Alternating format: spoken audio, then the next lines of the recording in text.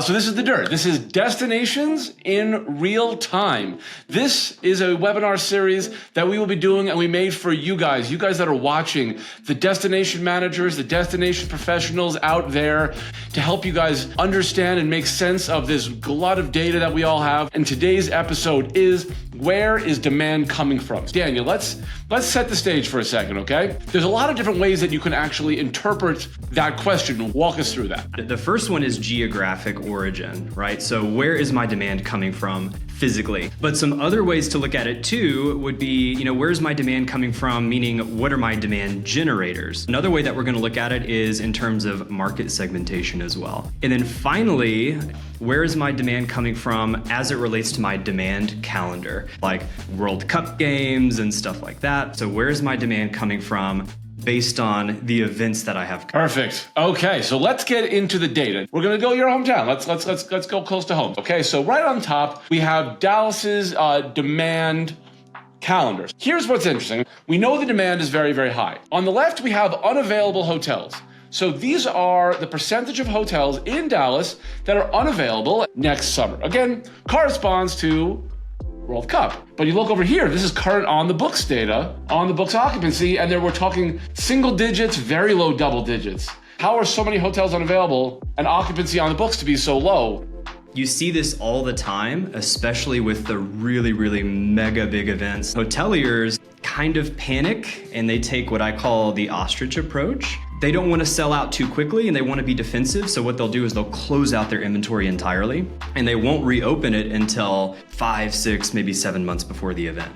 What does this mean? How do you action this effectively to make sure that you're putting your destination in the best position to succeed and drive business? The first one is the timing of my promotions and my marketing efforts. As I see more hotels start to open up, I think that's more where I would invest some of my marketing budget to try to draw people to the city.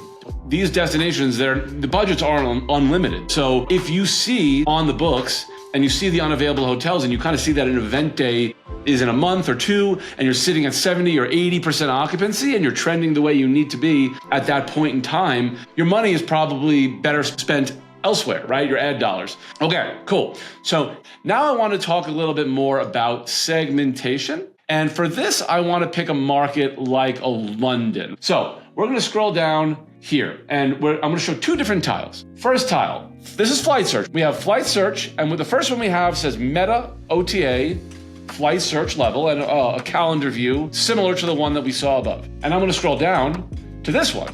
And this is flights again, but this is flight GDS search level. Now, these are kind of two fairly fundamentally different looks that are tracking demand. This is a really, really good way to get an idea of which times of the year are going to be more corporate heavy, which parts of the year are going to be more leisure heavy.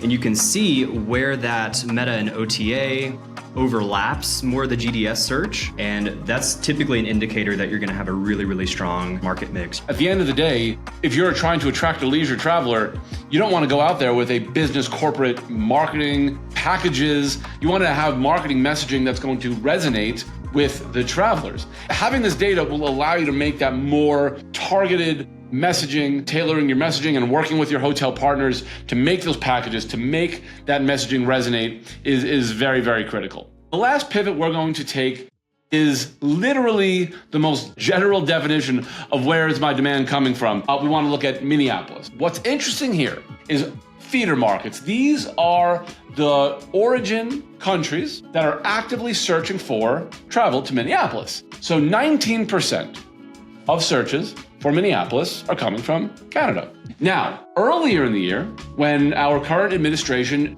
changed some policies, changed some tariffs, that resulted in a bit of backlash from Canadian travelers.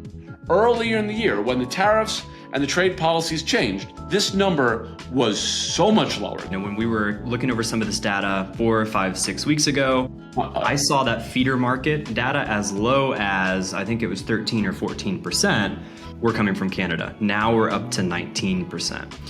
This is at least showing that there's some signs of life, right?